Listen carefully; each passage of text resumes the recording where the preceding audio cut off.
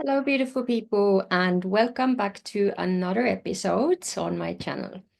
Today's episode is going to be very personal, and it's definitely a very exciting theme for you guys since hundreds of people have asked me about the night that I got shot. All right, so little backstory there is that I used to live in Tulum, Mexico between 2018 and 2020, and then COVID hit and I came back to my um, country, Estonia. And I hadn't been back since, and I really missed it because I left behind my life there and a lot of friends and good memories and places that I loved, especially the beach. And, I had so many reasons to go back, but I just never ended up on that side of the world. So when I finally did last year, 2023, December, I was in Canada. So I saw an opportunity and I took it. So I booked flights to go to Tulum for a week and then go back to Canada for Christmas. Um, when I got there, I was literally so happy. I was having the best time seeing old, really good friends that were, so close to my heart, and we just had a blast. So on the fifth day, as we were there, one of my friends invited me and my other friends to their house because it was her partner's birthday party.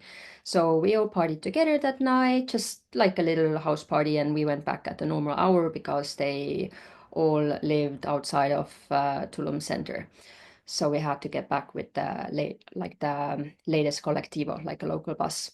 Right. And then the next day, it was my sixth day. So I think it was Thursday, pretty sure. And let's say it was. And then on Saturday morning, I already had a flight back. So it was one of my last nights that I could stay out because I wasn't going to go out the night prior to my flight. So we ended up meeting up with the same group that we had partied with the last day or celebrated a birthday. It wasn't like a huge party or anything. And it was already getting a bit late. I think it was around 9 o'clock in the evening. So we decided to go to one of our other friends' house who also lived outside of town. But I had a bike, and my other friends had a scooter. And there was a moment there where I was like, oh, I don't know, guys, like maybe we should just stay in town, like go get some food or something. Like, I can't be bothered. Fuck it, let's not go. But then others were already in the mood of going and they were like, no, like, let's go, like, whatever, it's not that far. You have a bike. And I was like, all right, let's go. Um, so we got there and we were sitting outside in my friend's garden. There was me, my friend who lived there, my female friend whose house we had been to the previous night, her partner, and then my friend whose house it was, his housemate and bandmate, as well as his girlfriend. So, how many people is that? Me, mm, mm, mm. I think six people in total. And we were literally just sitting outside, listening to music. I had a tiny little speaker with me from Canada that I had lent from a friend. And we had just sat down, and my other friends also arrived with the scooter. And we had been there for maybe 15 minutes, less than half an hour for sure. Oh, there was one more guy. Okay, there was seven of us. This is an unfiltered video. I haven't planned any of this, so I'm just talking from memory. Anyway, another housemate, and suddenly I heard shooting, and the shooting was like bum bum bum, not like drrr, not like a machine gun, but like yeah, single shots. But there were many, and I was the last one to jump down on the ground because I hadn't lived in Mexico for a while and I totally forgot that these sort of things happened there all the time. So all my other friends were already on the floor by the time I got to the floor. Or maybe not everybody, I don't know, it happened so quickly. But the fact is that I saw other people, one friend jumped over the fence, another ran inside, and I also jumped on my stomach and crawled inside the house. So, to put it into perspective, here is the house. We were sitting here, and here was a tall fence. The shooters came from this side and shot probably over the fence, aiming down, I assume. And then I crawled inside. Okay, this is so confusing. I went inside. Um, as I was crawling, I felt a really strong like impact against my bum, and I didn't know what it was because it didn't hurt.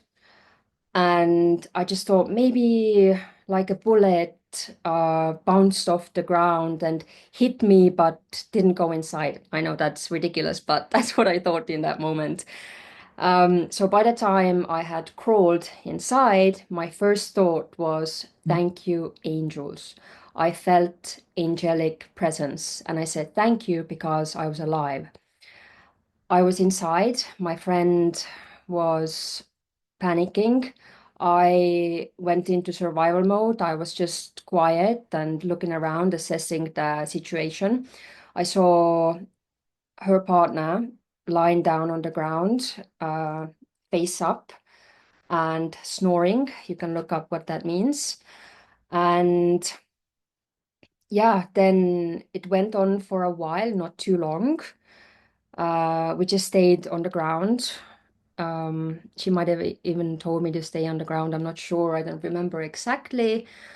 Anyway, after a while, the bullets stopped, and I think the sirens started. So I was lying down still, and I didn't think I had been shot, to be honest, at that point. But when I stood up and looked down, I saw blood, and I was like, what's going on? Because the bullet went in from such an angle that when I turned around like this, I wasn't able to see anything. Plus, I was wearing like psychedelic, multicolored leggings. So it was so patterned that I could not tell what the heck was going on, essentially. Anyway, then one of the roommates of my friend came in and he had been shot, but I think it went past his shoulder or it got stuck in his shoulder. My female friend, her bullet got stuck in the shoulder, and then, well, my bullet went in from around my ass and on the left side and stopped in my right hip. I'm not going to go into my injuries in this video because I will leave that for another video because there's just so much.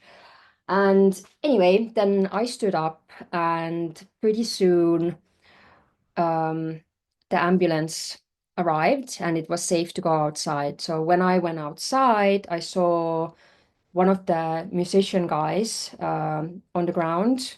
His girlfriend was running around, getting, I think, calling and stuffing and stuff.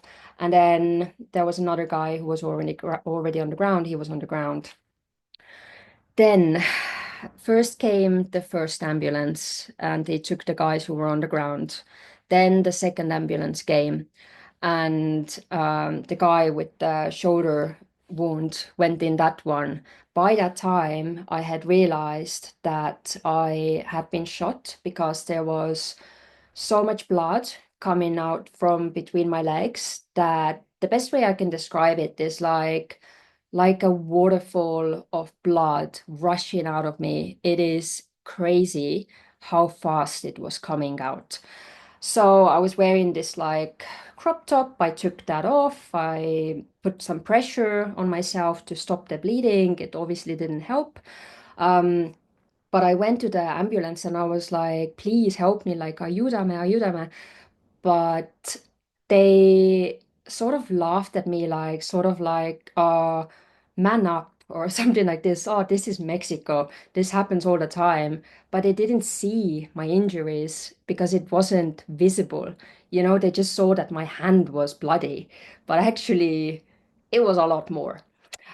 So by the time the third ambulance arrived, there was a woman in the ambulance, and I was like, "Oh, fucking help me!"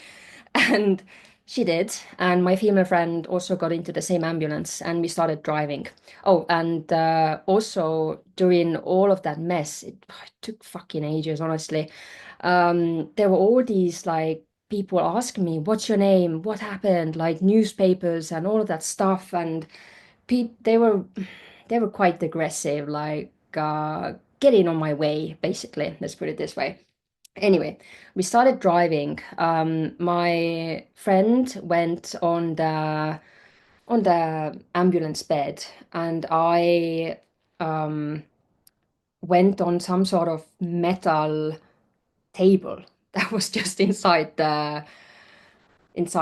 So obviously that wasn't very comfortable. And they put me on there, and she realized that, well, fuck, my injuries were pretty serious, and she started applying pressure on me as well.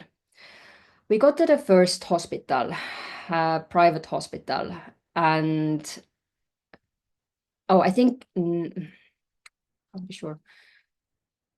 I think the local hospital didn't take us because it was a bullet wound. And then the second hospital was a private hospital. And they were like, you have to pay. And I was like, I'll pay. Like, I'll literally pay. I'll pay for my friend. Fuck it, we'll pay. But it was $10,000 just to check in. And I was like, well, I don't have 20 grand for both of us. So I wasn't going to leave my friend. So, um, we carried on and we went to Playa del Carmen, and that is like an hour drive. So that was long. We got there, they didn't accept us because it was bullet wounds.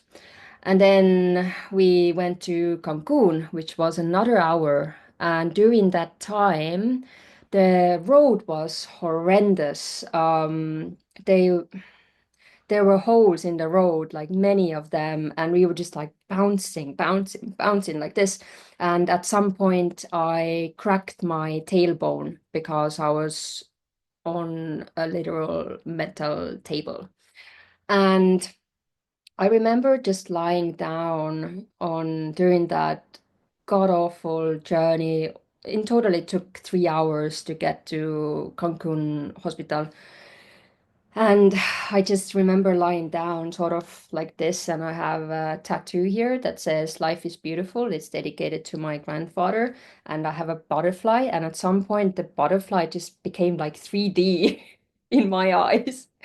And I kept concentrating on life is beautiful, and all I was thinking was like, I can't do this to my parents. Like, I can't die right now. I can't do this to my parents.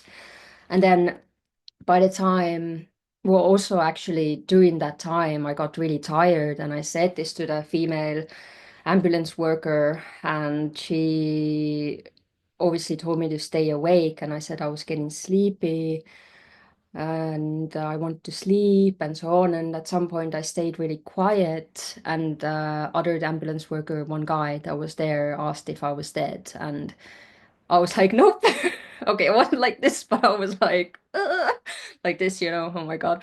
And she said no. And but she was the only person basically who realized how freaking serious my situation was, which was good. And by the time we got to the hospital, um, I just remember going into the waiting room, and then she left me there, and I really didn't want her to leave because I felt like she got me in that moment. But she did. And then some other people took over, and I had to sign a bunch of documents and all of that stuff whilst dying. And then they put me in the surgery room on the operation table, and I was there, and the people around me were like literally sitting down because they had to wait for the surgery. I don't know what they were waiting for, but I remember I was crying. I was like, please help me, like I'm going to die, please help. And then somebody came, and yeah, and then they started the surgery. And I'm going to leave it at that because when I woke up, another whole series of events started. But what I can say is that this entire situation was in my soul contract, because it was supposed to accelerate my spiritual growth and awaken my psychic gifts. And um, it was sort of like a course correction in my life, because I feel that I was going down a bit of a dark road. And thanks to this shooting, this event, I am in an absolutely amazing place in my life. And I am now able to not only help myself, but also help other people who have either gone through something similar or simply need energetic healing. But I will get into that subject in the next video because there are so many incredible miracles that I have been through and that have happened in regards my healing journey. So it's very exciting and very interesting, and it's a longer theme. So yeah, it was definitely meant to happen.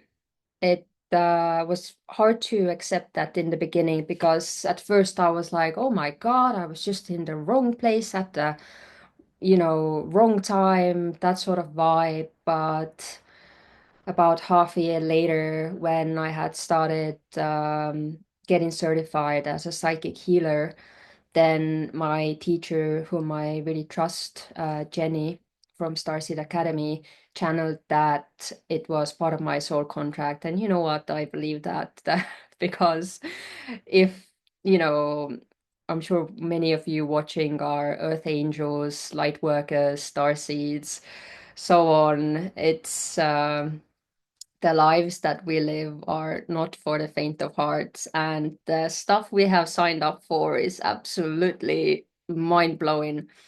Um, but yeah, thank you for watching. And if you would like to find out more, if you enjoyed this video, please like, comment, and subscribe. I have a lot more in store for you.